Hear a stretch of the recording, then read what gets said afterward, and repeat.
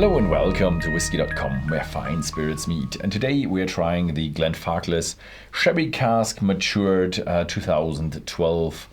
And it's kind of, what is it, the Trinity Series or something? Yes, so they now lay their focus on the three specialties of Glenfarclas, with which they differ from most of the other distilleries in their uniqueness. So first is the complete maturation in sherry casks. Oloroso sherry casks, that's the main thing from Glenfarclas, and this is close to 100%. So we sometimes see very, very few port wine casks, and you, I think, had one other cask, but I would say 99.9% is ex-sherry cask. The second is the pot stills, and they are direct fired. This is very rare today, and they have a rummager running around. There's gear in it, so we have some wear inside. There's very much contact with copper, so this gives more catalytic conversion during the distillation process. And the third one of the Trinity are the dunnage warehouses. Those are warehouses where the cask rests, and the bottom is stamped clay, stamped dirt, whatever you say to that, and this brings more humidity in the warehouse, so it's damp atmosphere in there, and so the whiskey matures differently. And it's a very, very nice valley. So yeah, it's middle heart of Scotland. It's beautiful. I've been there. We have tons of pictures of the cask, the rummagers, and I just do love it's a family-owned business. Yeah. Here on the back, it's actually looks like the German version is actually written on German in the back, and yeah, I am vouching for the high quality of the single malt John L.S. Grand. So, and this Glenfarclas wasn't there forever. They were just a distillery supplying other blend manufacturers, and now I think they're the 6th or 7th generation, and in the 4th generation in the 1950s, I think the ancestor George Scott Grant. Yeah, they were always called George or John. Yeah. George John. Just now he doesn't. The last generation doesn't have any boys to name them George or John. Oh, I didn't know that. Yeah, but so Jane. No, it was not Georgina or John. I don't know. They have normal names, and and kind of they said it was expected of the John or the George to follow in the business, and they say they are allowed to choose now the new generation. But I really do love the Glenfarclas. And the Glenfarclas, the marketing of Glenfarclas is just kind of non-existent. They just do what they do, think they expect people to. And they do not stop operation when money flow is low. Yeah. They just keep on forever. They don't have really. They now do have, I think, Instagram channel, but Glenfarclas is just how the handwriting of one of the Johns and Georges was, but at some point they changed the F, I think.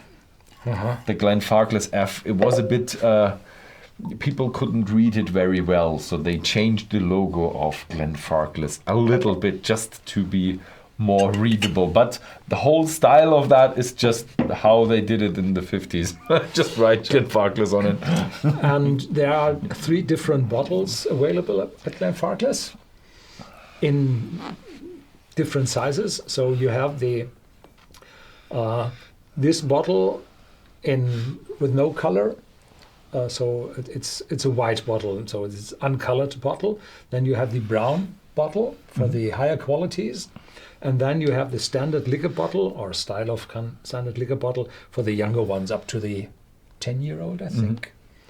And so you can distinguish between the cheaper entry versions and the high quality versions, which are firstly uncolored, bulgy, and then brownish bulgy. And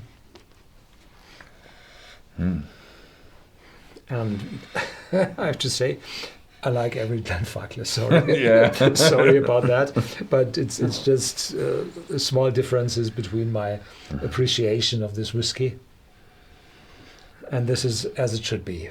So it's 46% ABV. So as all the high quality, no, not all the high quality have that. 43% is still common in those bottles. This is 46%, and all bottles with a lower bottle count, they typically have more ABV. And this is sherry fruitiness, Oloroso, of course. Fruitiness from the Oloroso, light. What is it? It's more oranges than apples, so it shows some age. It's 12 years old. Appears on the market now in 2024. I think this bottle appeared, and it's vintage 2012. And it's not first fill Oloroso sherry, but I think a mixture of first and several fills, second fills, Oloroso sherry cask, because Glenfarclas never colors its whiskies, and this one has a dark golden color, not this extreme brownish when the sherry amount rises. So this is most of it would be refill ex-sherry cask. Yeah, it's a there you go. It's a wonderful wonderful fruity whiskey, and it's that typical Oloroso sherry cask, whereas I do find it this time a little bit more fruitiness than nuttiness. It really has a distinct sherry, even cherry note to it. Very, very red fruits, a little bit of a sweet note to it as well, a little bit of a chocolatey note, but these berries and what's these maraschino cherry? No, what was it? Maraschino, yeah, a little bit of. There's these juicy, fresh sherries which you typically serve with chocolates. Yeah. Feels like a bit of the Moncherie, but with more quality. The Moncherie has abysmal alcohol in it. This is nice alcohol. Yeah. Cheers. Cheers.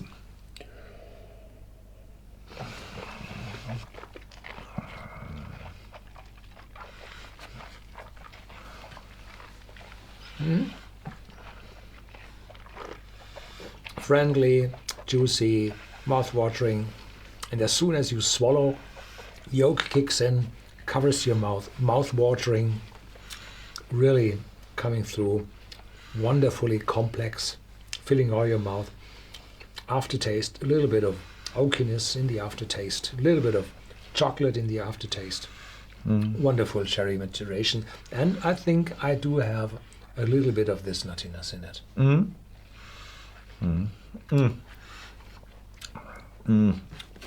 Whereas the nose was really on that sherry fruitiness.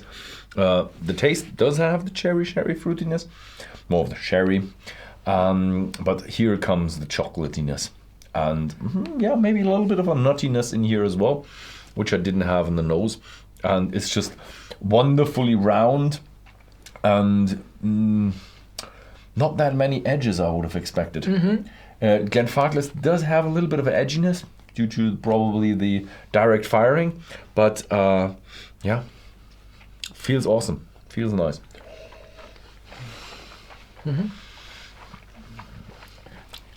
And this is a bottle with a limited amount of bottles, and therefore the price is a little bit higher than the standard bottlings, but I think they have a little bit a better selection of casks to the standard bottlings of Glenfarclas, and this one to a standard 12-year-old is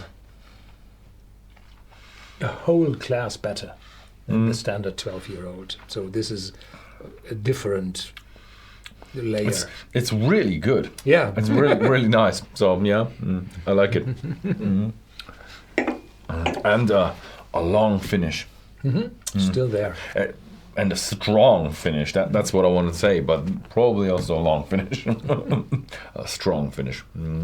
So, if you're interested, have a look at Whisky.com to find the Glenfarclas Sherry Cask Matured 2012. Yeah, it's limited. There will not be everything, but I think they will come out with more of these bottlings. So if you watch this till a later time, then have a look at Whisky.com. There might be other bottlings there. Thank you very much for watching, and see you next time.